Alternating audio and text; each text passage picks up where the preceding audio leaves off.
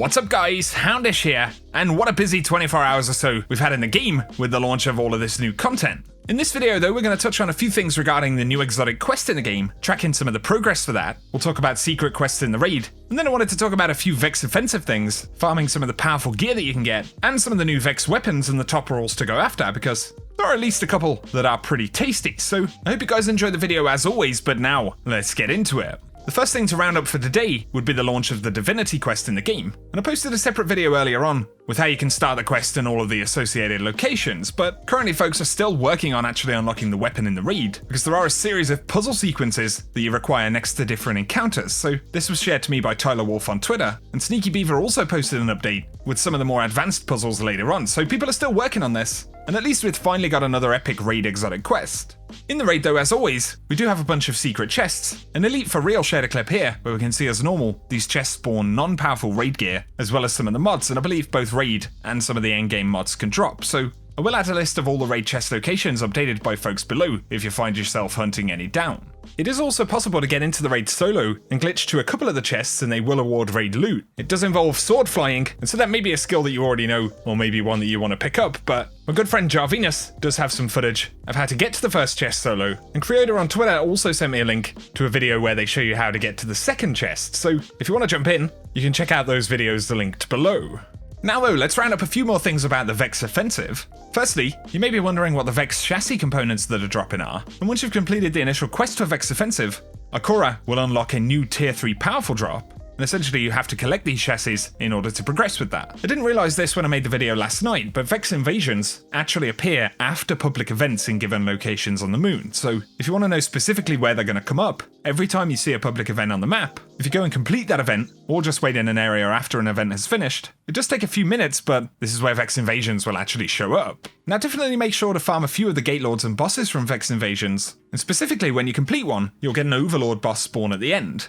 However, to get this one to spawn, you do essentially have to kill all of the ads and other bosses. However, the first few times that you kill these, via the quest but also via random drops in the world, you'll find that you get quite a few powerful drops, so be sure to farm at least 2 or 3 to get those. Also, Vex Offensive is a very good loot farm. Obviously there is a minimal pool of rewards, but to earn XP for the artifact and season pass it's pretty good because it's fast to clear, and you can pick up repeat Vex bounties from Akora, so there are other reasons to play this, but some of the weapons actually have a few pretty good rolls. Considering how many you can get from the bounties that Akora has, but also the random drops in Invasions and in Vex Offensive, these weapons are some of the most farmable weapons in the game, and so you can probably secure yourself some pretty solid rolls very quickly. So there is the Adaptive Frame Pulse Rifle, ADHORTATIVE, and in terms of perks and rolls to look out for, in the barrels, Chambered Compensator will give you more stability and less recoil. It can also get Corkscrew Rifling, which is going to give you a bonus to stability, range, and handling, and this is pretty much a top tier option all around. But you can also get Hammerforged Rifling for really good range. Ricochet rounds and High Cal are present as magazine options, and personally I really like high caliber rounds for the slight stagger and the bonus to range, but otherwise you can also roll things like Appended Mag or Flared Magwell here for more ammo or faster reloads, so those are pretty good options. But then for trait slots, in slot 1, the best thing you can roll in my opinion would be Feeding Frenzy for bonus reload speed on any kills, but it also has Firmly Planted and Genesis as options, and then otherwise nothing is especially notable. But in the second trait slot, Dragonfly might be pretty nice for PvE, but it can also get Rampage, which is very good, especially paired with Feeding Frenzy, and then you get Headseeker or Rangefinder, which will be pretty good options for PvP, but multi-kill clip can roll here as well, which I think is going to be a ton of fun. So for the Pulse Rifle, personally, I would look for Chambered Compensator, high caliber rounds, Feeding Frenzy, and then either Rampage or multi-kill clip. Especially with a Rampage spec mod on, it could be pretty good. And that'd be a well-rounded PvE and PvP weapon, but generally there are a lot of nice perks in those trait slots. Then we have the Hand Cannon, which is a 180 RPM, and you can get some pretty good rolls. So initially you can get Hammerforged in the barrel if you're looking for max range, as well as accurized rounds in the mag slot, and so those would be pretty good across the board. I think also in the magazine, Flared Magwell is pretty solid for fast reloads and more stability.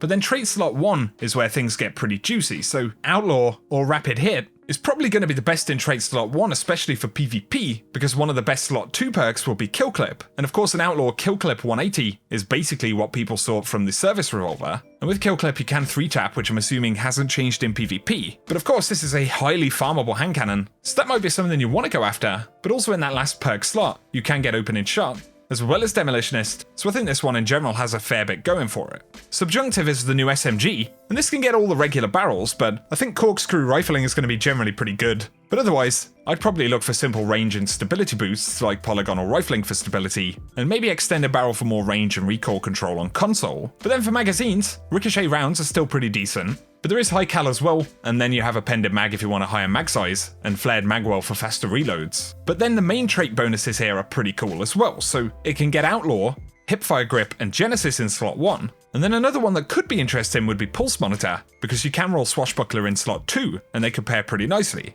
So Swashbuckler on the SMG is pretty neat, and then Surrounded could also be a pretty interesting option here with the Surrounded spec mod. And then you have both Rampage and multi-kill clip. So this SMG has a lot of different options, and it could feature into a lot of cool builds. But finally, Imperative is the high-impact scout rifle, and both barrels and mags probably play a smaller role here, but trait slot 1 can roll triple tap, which I quite like for PvE stuff on these. But then it also has Outlaw and Subsistence, which would probably be the only other things I'd really look at in that first slot. However, slot 2 can get Opening Shot and Rangefinder, and they're the kind of boring options, but then you have Rampage, multi-kill clip, and explosive payload, so you can get some fairly fun rolls with the weapon. For today though guys, that's what I wanted to round up in the video. Better look at some of the content that's launched over this weekend. And if you're still looking to get access to Vex Offensive and the Invasions, then be sure to check out the quest that Ikora will have if you own the season. And I have a guide for all of that stuff if you need any more info below. But if you've enjoyed the video, a rating really helps me out. If you're new around here guys, be sure to hit subscribe if you do enjoy the content, and I'll keep you up to date with everything related to the game.